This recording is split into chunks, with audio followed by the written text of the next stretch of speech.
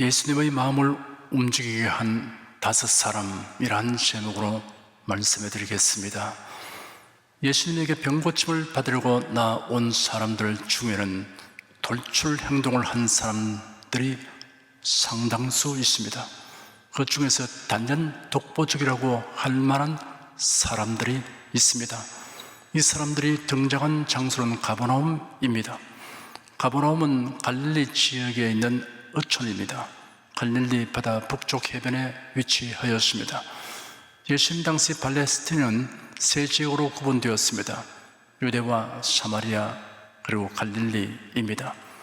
사마리아 지역이 가운데를 차지하고 그 아래쪽은 유대 지역, 그 위쪽은 갈릴리 지역입니다. 가버나움에는 세관이 있었고 로마의 백부장이 주둔하고 있었습니다. 이곳의 회당 부근에는 예수님의 제자 베드로의 집이 있었습니다. 예수님은 공적 활동의 초기에 나사렛에서 배척을 받으신 후 가버나움으로 가셔서 이곳을 활동의 본부로 삼으셨습니다. 이 시간 살펴보려고 하는 사건은 마태복음 9장과 마가복음 9장에 기록되어 있습니다. 이들을 비교 종합하여 사건의 실황을 살펴보므로 은혜와 교훈을 얻도록 하겠습니다. 예수에 대한 소문은 그의 가르치심과 행하신 기사와 이적으로 인하여 널리 확산되어 갔습니다. 예수님의 순회 여행을 끝마치고 가버나움으로 돌아오시자 사람들이 예수님 계신 집으로 모여들기 시작하더니 어느덧 문 앞까지 발 디딜 틈 없게 되었습니다. 용신할 수 없을 정도가 되었습니다. 사람들은 예수님의 입에서 흘러나오는 말씀을 놓치지 않고 들으려고 빽빽하게 자리를 잡았습니다. 뒤편이나 구석진 자리에 있는 사람은 고개를 잔뜩 내밀어 앞을 응시하고 귀를 곤두세웠습니다.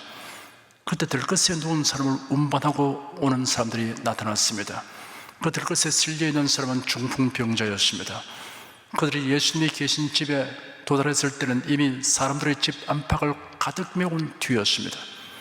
뒤늦게 오긴 했으나 사람들의 양해를 얻어내면 예수님 앞으로 들어갈 수 있으리라고 생각했습니다. 그런데 실제로는 어림도 없었습니다. 죄송합니다. 일찍 출발했으나 중풍 환자를 들것에 뉘어 운반하라고 지시되었습니다. 예수님 앞으로 데려가도록 조금만 지나갈 틈을 내어 주십시오. 여보시오, 여기 앉은 사람들이 보이지 않아요? 무릎도 들이밀 수 없을 정도인데 어디로 들어가겠다는 거요? 들것을 운반하고 있는 그들은 서둘러 오지 못한 것을 후회하거나 사람들의 몰인정에 대해 투덜대지 아니했습니다. 그들은 물러서 잠시 서로 의논한 다음 기상천외한 행동을 간행하기 시작했습니다. 중풍병자가 누운 침상을 지붕 위로 가져갔습니다. 당시 서민 가옥은 대개 흙벽돌로 지었습니다. 흙벽돌은 진흙으로 만들어 햇볕에 말린 것입니다. 지붕을 덮기 위해서는 먼저 벽에서 벽까지 튼튼한 대들보를 가로지르고 갈대를 놓은 다음 마른 풀로 덮었습니다. 그 위에 진흙과 모래와 자갈을 섞어 덮고 굴림대돌로 평평하게 다졌습니다. 그 위에 기와를 덮기도 하였습니다. 따라서 지붕은 일종의 평평한 옥상으로서 밖으로 나 있는 계단을 통해 올라가게 되어 있습니다. 이 지붕은 다목적용이었습니다. 곡식이나 과일을 말리는 장소로 사용되었습니다. 다락방을 드리는 경우도 있습니다. 이러한 가옥 구조를 생각해 볼 때 그 사람들이 중풍병자가 누운 침상을 지붕 위에까지 운반하는 것은 무척 힘들긴 하였지만 불가능한 일은 아니었습니다. 그들의 다음 행동이 기발했습니다. 그들은 예수님 계신 곳을 어림잡아 지붕을 뜯기 시작했습니다. 아무리 조심스럽게 작업을 한다고 해도 그 방 안에 있는 사람들이 어떤 상황에 처했을 것인가는 상상이 어렵지 않습니다. 요란한 소리와 함께 지푸라기와 흙먼지가 쏟아진 것은 말할 것 없고 예수님뿐 아니라 제 아들이 이러한 흙먼지를 뽀얗게 덮어쓰게 되었습니다. 그 집의 주인이 마리아인지 베드로인지 혹은 다른 자인지 알 수 없습니다. 다만 사람이 누운 침상을 그대로 달아내릴 정도로 지붕을 뜯었으니 그 집 주인의 심정이 어땠을 것인가를 짐작하기 어렵지 않습니다. 기이하는 것은 아무도 그들의 작업을 만류하지 아니하였다는 것과 예수님이 동요하지 않고 그 집안에 그대로 계시다는 사실입니다. 드디어 지붕이 휑하니 뚫려졌습니다. 지붕 위의 네 사람은 낮게 뚫렸다. 이만하면 되겠다. 자, 침상을 따라 내리자 라고 말했습니다. 집안에 있는 사람들의 시선이 일제히 뚫어진 천정에 집중된 것은 물론입니다. 지붕 위의 네 사람이 침상의 네 모서리에 줄을 단단히 맨 다음 드디어 침상을 아래로 내리기 시작했습니다. 그들이 달아 내리는 것은 침상만이 아니라 그 위에 누운 중풍병자까지였습니다. 조심하여 보조를 잘 맞추어 줄을 서서히 늦추어야 합니다. 자칫 실수하면 중풍병자를 떨어뜨려 죽게 할 수도 있습니다. 그들의 표정은 긴장되었고 이마에는 땀이 송골송골 맺혔습니다. 집안에서 이들의 무리한 행동을 보고 있는 제자들이 어떤 태도를 취했을까 하는 것이 궁금합니다. 성경 복음서를 보면 예수의 12제자들의 다양한 성격을 살펴볼 수 있습니다. 각양각색의 성격을 가졌지만 예수는 그들을 모두 제대로 삼으셨습니다. 그 개인의 성격에는 장단점이 있었습니다. 성령 강림 이후 그들의 성격이 어떻게 변화되고 혹은 유용하게 사용되는가를 보면 우리가 감동을 받게 됩니다. 도마는 의심이 많은 성격의 소유자입니다. 다수의 제자들이 그들이 모인 방에 부활하신 예수님이 오신 것을 보았다고 도마에게 증언하여도 도마는 믿지 않았습니다. 자기가 직접 확인하지 아니한 것을 믿지 못했습니다. 베드로의 형제인 안드레는 침착하면서도 능동적인 성격입니다. 그가 베드로를 예수님에게로 인도하였습니다. 예수님이 빈들에 모인 무리들을 가르치시고 저녁이 되도록 종일 먹지 못한 무리들을 그냥 돌려보내지 않으시고 먹을 것을 주시려고 작정하셨습니다. 제자들에게 너희가 저들에게 먹을 것을 주라고 하시니 제자들은 난감하였습니다. 빌립은 예수님에게 그 일이 불가능하다는 상황 설명을 했습니다. 그때 안드레가 보리떡과 물고기를 가지고 예수님에게 드렸습니다. 안드레는 먹을 것을 구하려고 무리들에게로 가서 살피다가 어린 아이가 제공하는 것을 얻어온 것입니다. 안드레의 중재 역할로 인해 무리들은 예수님이 주시는 기적의 떡과 물고기를 배불리 먹을 수 있었습니다. 예수님이 예루살렘에 가셨을 때 헬라인 몇 사람이 빌립에게 가서 예수님을 뵙고 싶다고 하였습니다. 그래서 빌립이 안드레에게 가서 말하여 둘이 함께 예수님에게 그 사실을 전달했습니다. 이처럼 안드레는 침착하고 부지런하게 행동하여 다른 사람에게 도움을 주는 성격의 소유자입니다. 반면에 그의 형제 베드로는 매사에 다른 사람보다 지나치게 먼저 나서서 말하고 행동하는 성격의 소유자입니다. 그런 일로 인하여 예수님의 책망과 훈계와 칭찬을 받았습니다. 그 일들이 성경에 기록되어 있어서 우리에게 신령한 지식과 교훈들을 얻게 하여 줍니다. 예수님이 공생의 막바지에 예루살렘으로 가시려고 마음을 확정하시고 사자들을 자신보다 앞서 보내셨습니다. 그들이 가서 예수님을 위하여 준비하려고 사마리아인들의 마을로 들어갔습니다. 사마리아 사람들과 유대인들은 서로 사이가 좋지 않았습니다. 사마리아는 옛날 북쪽 이스라엘 나라의 수도였습니다. 왕과 백성이 우상 숭배한 영고로 하나님의 징벌을 받아 아수르의 침략을 받아 망하고 대다수의 백성들은 포로되어 끌려갔습니다. 아수르 왕은 이방 사람들을 사마리아 땅에 이주시켰습니다. 그로 인해 원주민인 사마리아 사람들은 혼혈이 되었습니다. 한편 그로부터 136년 후에 남쪽 유다 나라가 바벨론 제국의 침략으로 망하고 백성들은 모두 포로되어 갔습니다. 그런데 이들은 우상 숭배한 죄를 회개하고 바벨론 나라에 살면서도 혈통과 신앙을 지키려고 힘썼습니다.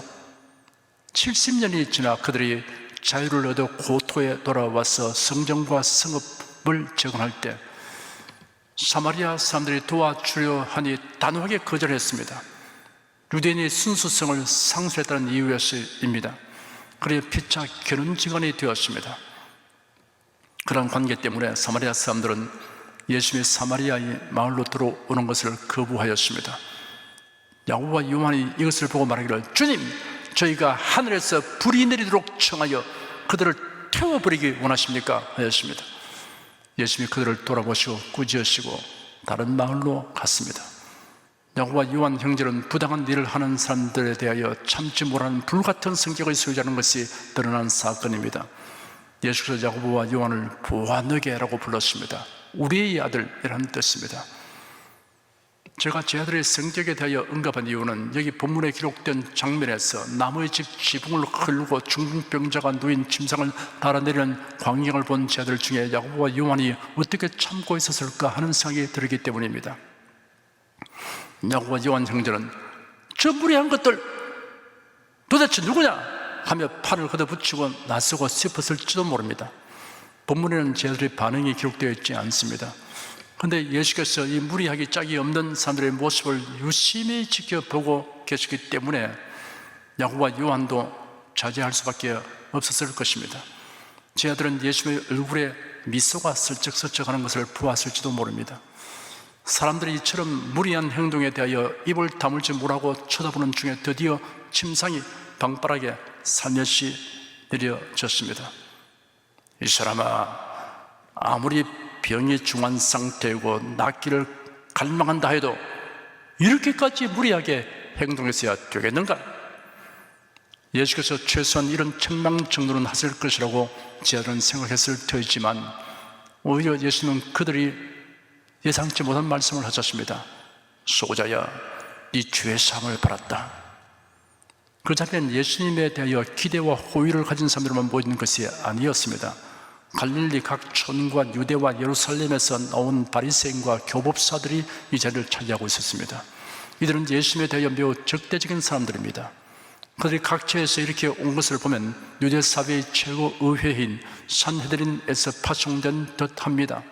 산헤드린은 예루살렘에 있으며 유대인들에게는 최고 중앙 재판소로서의 권위를 지니고 있었습니다.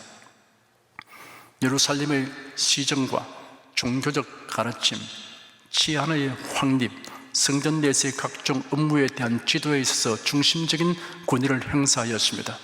소송에 대한 재판권이 로마 당국에 의해 상당히 제한되었기 때문에 사형권은 없었습니다.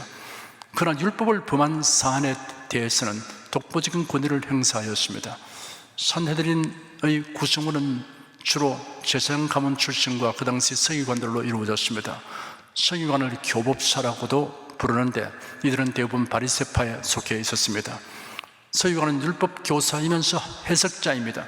율법과 전통의 모든 규칙과 규례들을 잘 알고 있는 율법 전문가들입니다. 그들이 이 자리에 참석한 이유는 예수님의 언행을 예의주시하여 율법을 어기는 것을 책잡고 산헤드린에 보고하려는 것입니다. 그들은 예수님의 중풍병자에게 소자야, 네 죄 사함을 받았다 하시는 말씀을 듣고 경악했습니다. 그들은 그 순간 모두 이런 생각을 했습니다. 이 사람이 어찌 이렇게 말하는가? 참남하로다. 오직 하나님 한 분 외에는 누가 너희 죄를 사하겠는가? 사실 그렇습니다. 예수님이 보통 사람이었다면 그들의 생각이 조금도 지나친 것 없습니다. 신성모독에 해당되는 말입니다. 신성모독자는 돌로 쳐서 죽이도록 율법에 명시되어 있습니다.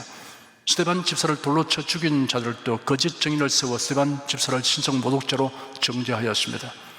지금 경악하는 그들은 율법과 전통에 대한 전문적 지식을 가진 성경학자였지만 예수님이 하나님의 독생자이며 메시아라는 사실을 알아보지 못했습니다.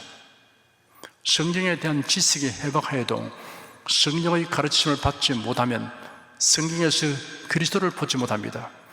그리스도 예수 안에 나타난 은혜와 진리를 깨닫지 못합니다. 성경은 예수 그리스도에 대하여 기록된 책입니다. 예수께서 말씀하시기를 너희가 성경에서 영생을 얻는 줄 생각하고 성경을 상고하거니와 이 성경이 곧 내게 대하여 증거하는 것이로다 하였습니다. 성경을 읽고서도 예수 그리스도를 알지 못하면 헛되게 읽는 것입니다. 예수의 제자가 되려고 나섰던 사람들 중에도 예수의 말씀을 알아듣지 못하여 이 말씀은 어렵다, 누가 들을 수 있느냐 하며 많이 물러가고 다시는 예수님과 함께 다니지 아니하였습니다. 고린도전서 2장에 기록되기를 우리가 세상의 영을 받지 아니하고 오직 하나님께로 온정을 받았으니 이는 우리로 하여금 하나님께서 우리에게 은혜로 주신 것들을 알게 하려 하심이라. 우리가 이것을 말하거니와 사람의 지혜의 가르친 말로 아니하고 오직 성령의 가르친 것으로 하니 신령한 일은 신령한 것으로 분별하느니라. 육에 속한 사람은 하나님의 성령의 일을 받지 아니하나니 저에게는 미련하게 보이며 또 깨닫지도 못하나니 이런 일은 영적으로야 분별함이라 하였습니다. 그러니 예수님을 적대하는 마음을 가진 서기관들에게는 중풍병자를 향해 선포하신 예수님의 말씀이 신성모독의 말로 판단될 수밖에 없습니다. 그들은 예수님을 척잡게 될 좋은 구실을 찾았기 때문에 내심으로 기뻐했을 것입니다. 예수님은 서기관들의 이러한 마음을 꿰뚫어 보시고 어찌하여 이것을 마음에 의논하느냐, 중풍병자에게 네 죄상을 받았다고 하는 말과 일어나 네 상을 가지고 걸어가라 하는 말이 어느 것이 쉽겠느냐라고 말씀하셨습니다. 이어서 예수님은 서기관들의 답변을 기다리지 아니하시고 그 질문의 목적을 말씀하셨습니다. 그러나 인자가 땅에서 죄를 사는 권세가 있는 줄을 너희로 알게 하려 하노라라고 말씀하셨습니다. 그런 중풍병자를 향하여 내가 내게 말한다, 일어나 네 상을 가지고 집으로 가라 하셨습니다. 그 순간 중풍병자가 즉시 일어나 그가 지금까지 누웠던 들것을 가지고 집으로 돌아갔습니다. 들것에 의해 운반되어 온 자가 도리어 그 들것을 운반하는 자가 되었습니다. 멋있고 감동적인 모습입니다. 그가 들것에 뉘어 집 안으로 들어오겠을 때는 한 채의 양보도 없던 사람들이 그가 예수님으로 말미암아 죄 사함과 병 고침을 받아 나갈 때는 일제히 비켜서서 길을 열어놓았습니다.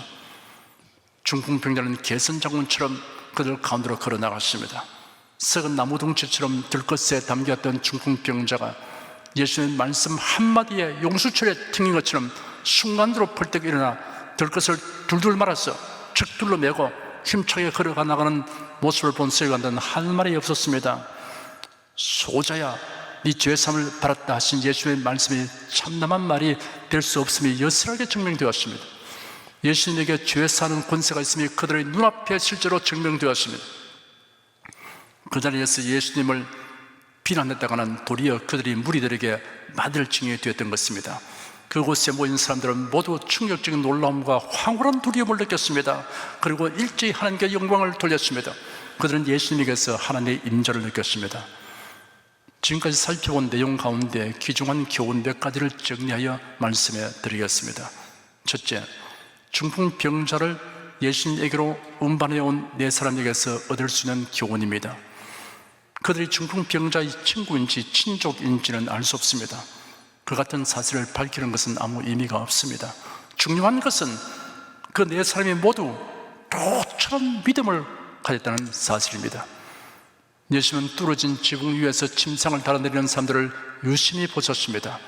예수님은 그들의 외모를 유의하여 보신 것이 아니었습니다. 예수님이 저희의 믿음을 보셨다라고 기록되어 있습니다.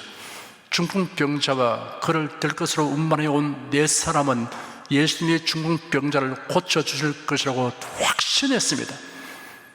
예수님은 이 다섯 사람의 믿음을 보셨습니다. 행동으로 나타내는 보이는 믿음이었습니다.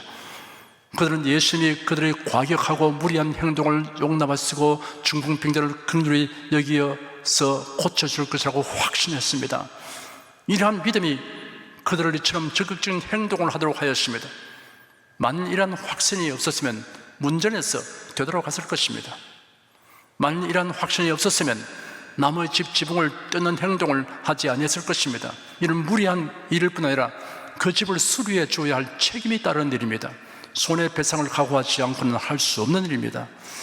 만일 이러한 믿음이 없었으면 예수님이 화를 내시고 그 집안에서 밖으로 나가버릴까 하는 염려 때문에 작업을 시도하지 못했을 것입니다.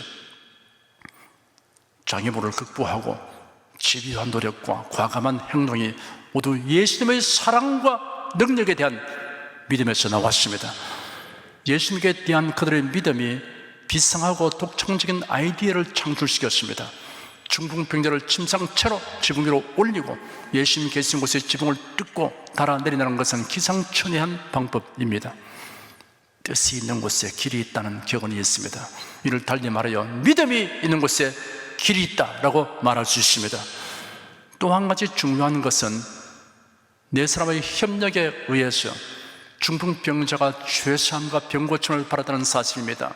들것에 뉘운 중풍병자를 운반하기 위해서는 네 사람이 협동해야 합니다.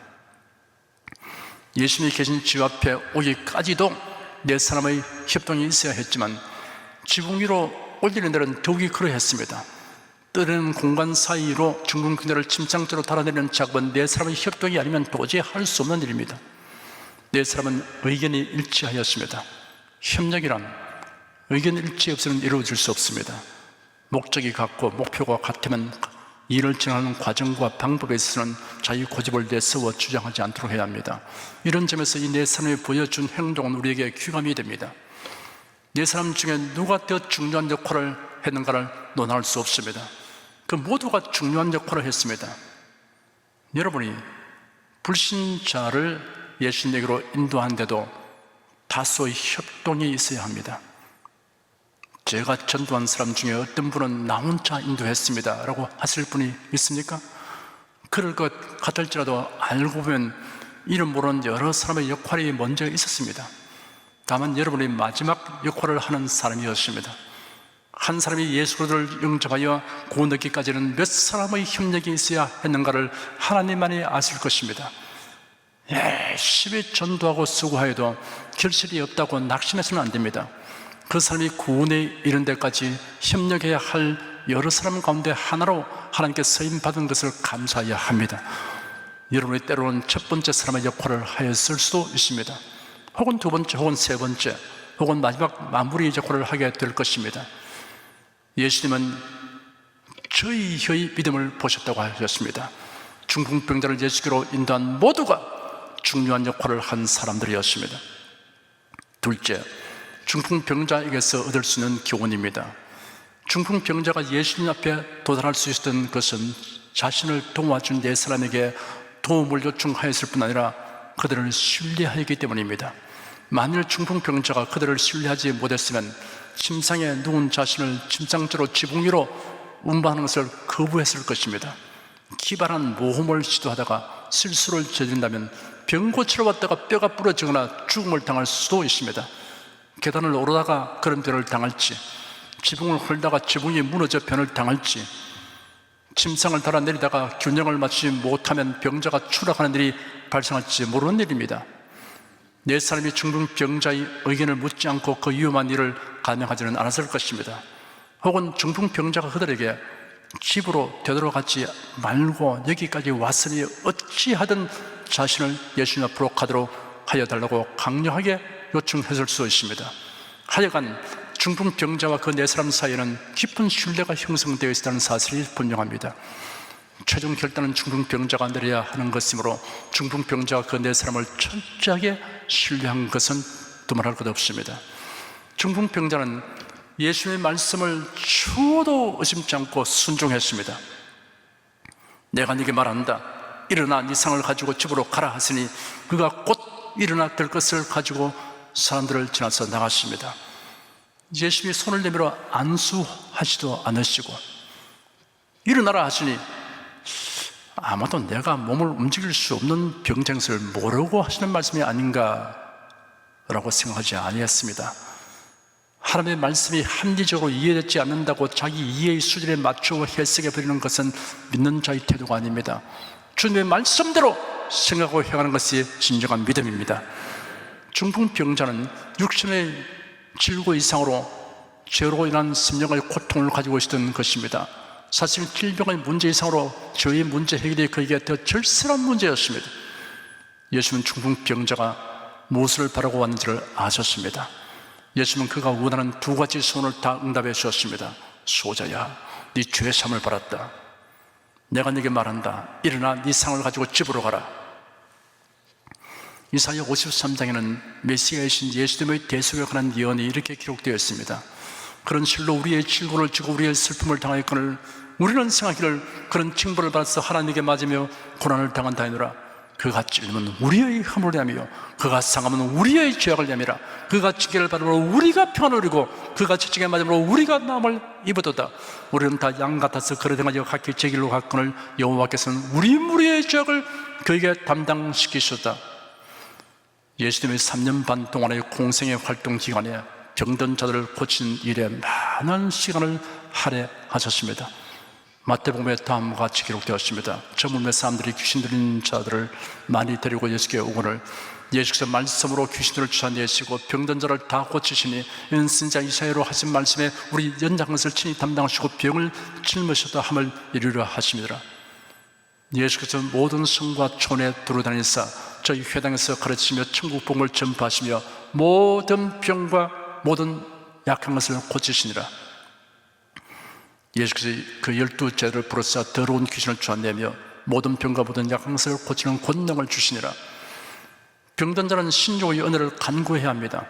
야고보 사도는 너희 중에 병든 자가 있느냐 위하여 기도할지니라. 믿음의 기도는 병든 자를 구원하리니 주께 스스로를 일으키시리라. 혹시 죄를 범하실 대로 사하심을 드리라. 이러므로 너희 죄를 서로 가며 병 낫기를 위하여 서로 기도하라. 의인의 간구는 역사 하나님이 많으니라라고 기록하였습니다. 그리고 분명한 것은 죄사함 받기를 소원하고 갈망하여 예수님으로 나오는 사람에게 예수님은 예배 없이 죄사함을 받게 하시다는 사실입니다. 예수님은 중풍병자의 마음속을 꿰뚫어 보셨습니다. 그래야 죄사함을 선포하셨습니다. 아울러 이를 통해 서기관들에게 예수님이 죄 사는 권세를 가지신 메시아이심을 증언하셨습니다. 침상에 누운 중풍병자와 그를 예수님 앞으로 달아내린 네 사람은 예수님의 마음을 움직이게 한 사람들이었습니다. 그들의 적극적인 자세, 집요한 노력, 과감하고 비상한 행동, 적절한 협동, 이 모든 것은 예수님의 사랑과 권능에 대한 확고한 믿음에서 나온 것입니다. 오늘날도 이러한 믿음으로 죄사함과 병고침을 갈망하며 예수님으로 나오면 예수님의 마음을 움직이게 하는 사람이 됩니다. 사랑하는 여러분은 모두 이 같은 믿음으로 주 예수 그리스도로 말미암는 신유의 은총을 입으며 또한 일어나여 사람들이 하나님께 영광 돌리도록 하시기를 축원합니다. 기도하겠습니다.